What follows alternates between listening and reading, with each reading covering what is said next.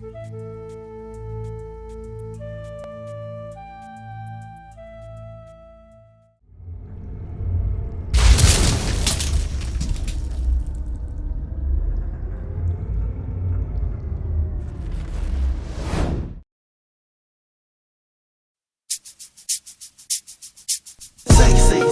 look so good, sexy.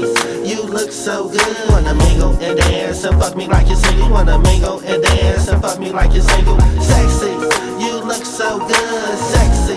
You look so good. Wanna mingle and dance and fuck me like you're single. Wanna mingle and dance and fuck me like you're single. Yeah, baby, I just popped me a pill with no hospital. Too busy, stay ill. Like a pit bull, a pussycat I wanna kill. I mean, damn, baby, you sexy as hell. Got me hot and ready to fuck like a nigga in a cell. Make fuck faces while I'm rocking your bills. Do you lick and swallow? I mean kiss and tell. I don't got nothing to hide, I don't hide behind shells. I let it all out like the China on your mama shells. I'm feeling you like I'm feeling myself. I fuck you real good in no pretty high heels. But if you think I'm a trick, bitch, you crazy as hell. We can come together if you keep it real.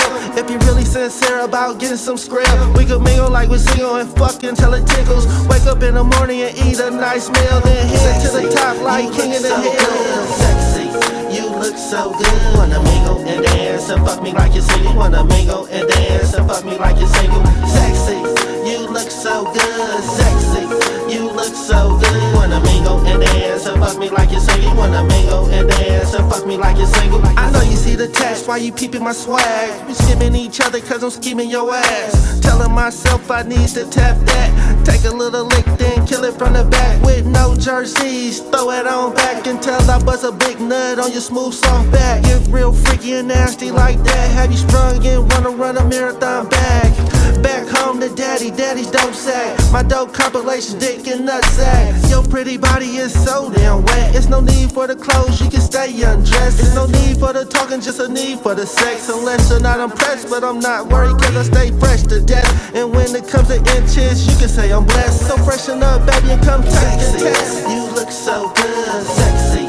You look so good. Wanna mingle and dance and fuck me like you're single. Wanna mingle and dance and fuck me like you're single. Sexy, you look so good, sexy. You look so good. Wanna mingle and dance and fuck me like you're single. Wanna mingle and dance and fuck me like you're single. Never been a material type, but know that ass in the head is why I'm feeling you right. Your boy Airwear getting spins by coastal, but you a bad bitch, thick as fuck from the soul food. Got foreplay and dick game that'll hold you, and money make it easy for you to leave your last jewel. Hey, drop the top, let's ride.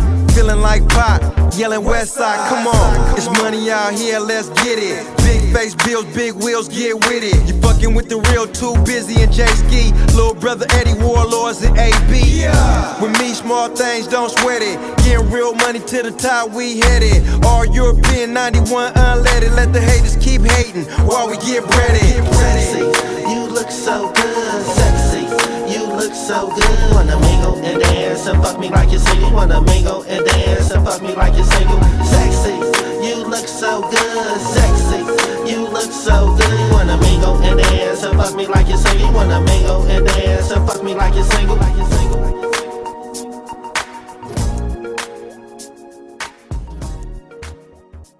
To be whales, Mary White Ovington.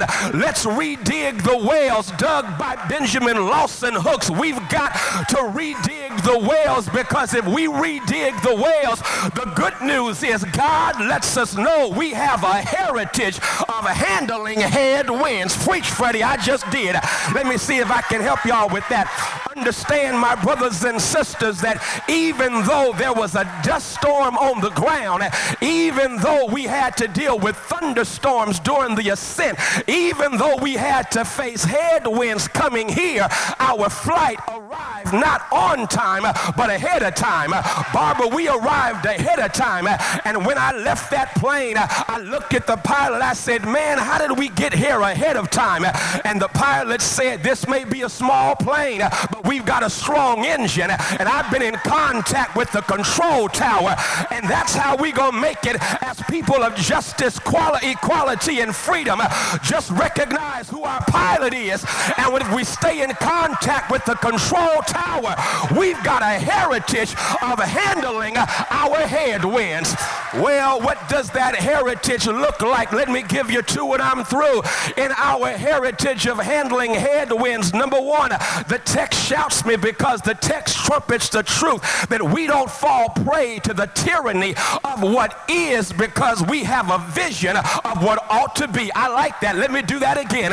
Because if you're not careful, you'll get trapped by the tyranny of what is. You'll get discouraged by the headwinds right now. But we've never been a people who just focused on how tough stuff was right now. We've always had an eschatological hope to help us negotiate the existential hell. I said something, didn't I? I'm trying to show off my education. Eschatology is the study of the future. Eschatology is the study of the not yet. Existentialism, that's what is right now. You see, when you know what your future is going to be like, when you envision your possibilities, when you envision your not yet, you're not restricted by right now because you live in the not yet with your eyes on the right now, knowing one day your not yet is going to replace your right now. And that's why, my brothers and sisters, the Bible teaches us that that God appeared to Isaac during the famine. During the famine, God appears to Isaac and revisits the promise that had been given to his father and mother, Abraham and Sarah. I love how God will give you a vision of fresh possibilities in the darkness of a bad situation. I got to see if I can make this plain. You've heard the story, I'm sure, told by Lori Beth Jones about this little boy who went to sleep, and when he went to sleep, he had a glorious dream. And we have a glorious dream, don't we? NAACP, we ought to dream of schools that are equally funded as opposed to schools that are funded solely because of the tax base of the area that you live in. We ought to have a dream that stands against mass incarceration so that justice is not something just experienced by those with money, but justice is something that is experienced by everybody regardless of their income. We have a dream, don't we?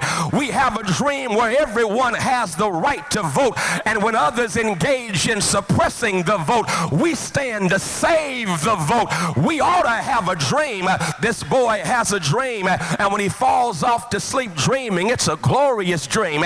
He is running through a field when all of a sudden this gloriously beautiful field in the midst of this wonderful dream is interrupted by a bear, and the bear is chasing him. The bear is about to run him down. Now that's a jacked up thing. A dream now being interrupted by a nightmare. Has that not happened in 2009 when our president stood to accept the oath of office? That was a dream day. But my brothers and sisters, a bear has been disrespecting our administration. A bear has been messing with this administration.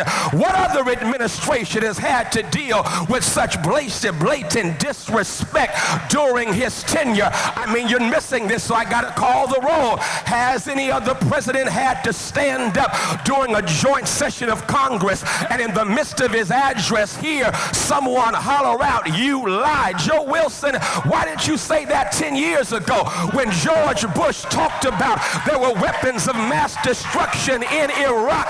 You didn't say "you lie" then.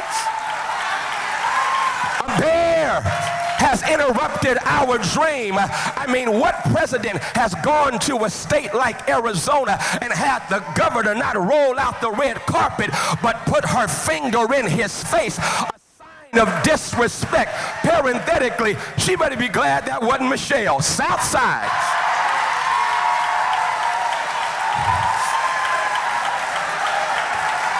No other president has had to deal with this kind of blatant disrespect. And though he cannot say it, I can say it.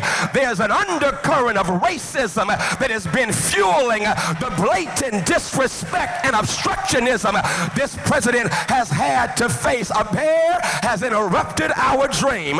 And that's what happened with that little boy. And the bear is about to catch him. And the boy looks up at the bear. And the boy says, "Mr. Bear, are you going to eat me?" And the bear says, "I don't know. This is your dream." And that's my word to the NAACP, it's still our dream. And since it's our dream, let's make sure we envision a brighter day. We envision a better day. Let's keep before us a greater vision. But not only that, and I'm through, the text says, watch it, that Isaac found himself now having to fight for the rights of the wells that he was redigging. I like that. He would dare to fight for the rights. The text says that every time he dug a well, someone came to fight. Please know, our fight is not over. Please know, we have a responsibility to keep on fighting.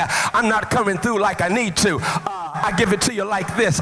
Yesterday I did something I need to do more of, but decided to help out my wife when it came to washing clothes. And so, Teresa, I'm washing clothes, and notice something, that our wash machine, this shouts you right here, our wash machine has an agitator, and that's what the NAACP has been called. Y'all just some agitators, and they mean it not as a compliment, but they don't know what they're saying, because I noticed that to have an agitator in the washing machine, it simply means the agitator is there because it simply shakes up the thing, because sometimes the stain is so ingrained in the fabric, you got to have some agitation to set the stain free from the fabric.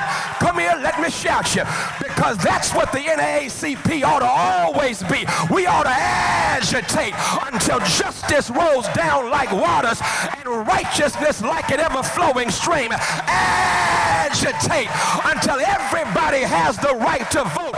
Agitate until there's an end to mass incarceration. Agitate while you're here in Texas. May they hear it in Austin that we are here to agitate. I love it, and I promise you I'm done.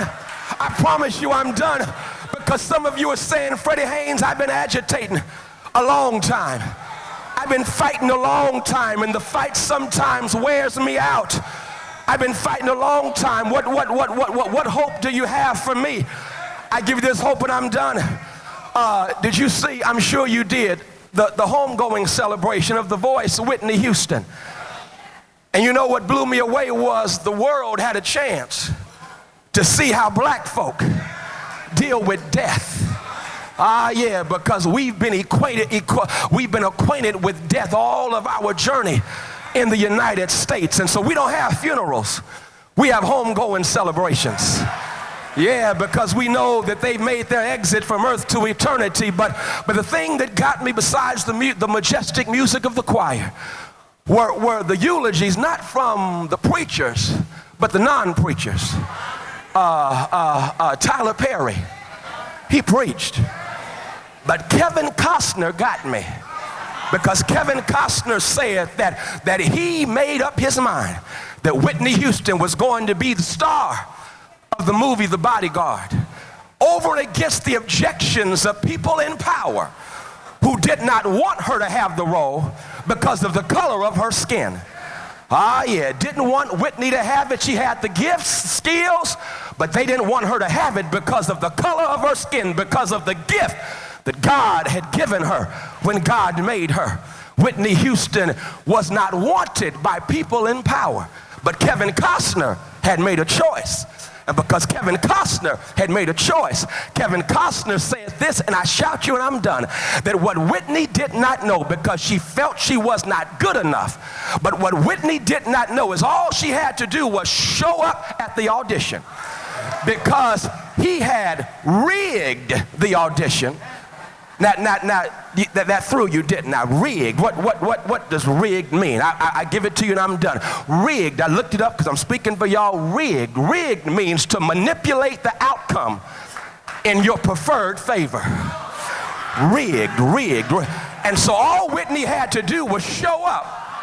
And if she showed up, Kevin Costner said she won because she dared to show up, because he made sure it was rigged. I'm done. But let me just say this right quick. Keep on agitating, because the good news is God, one greater than Kevin Costner, says, I've got this thing rigged. How do I know it's rigged? Because all things work together for good to those that love God and are called according to God's purposes. How do I know it's rigged? I know it's rigged because if God be for us, who can be against us? I know it's rigged because greater is he that is in me than he that is there. I know it's rigged because justice will roll down like waters, righteousness like an ever-flowing stream. I know it's rigged because Dr. King was right. The arc of the moral universe is long, but it bends toward justice. How do I know it's rigged? Because James Weldon Johnson is right. Let us march on till victory is won. So go ahead. I know we've got dust storms on the ground, thunderstorms in ascent. We got headwinds at cruising altitudes. But if you keep on flying, if you keep on agitating, I promise you, it's already rigged. And Sister Hazel Dukes, we shall overcome because it's rigged. Now get out of here and agitate.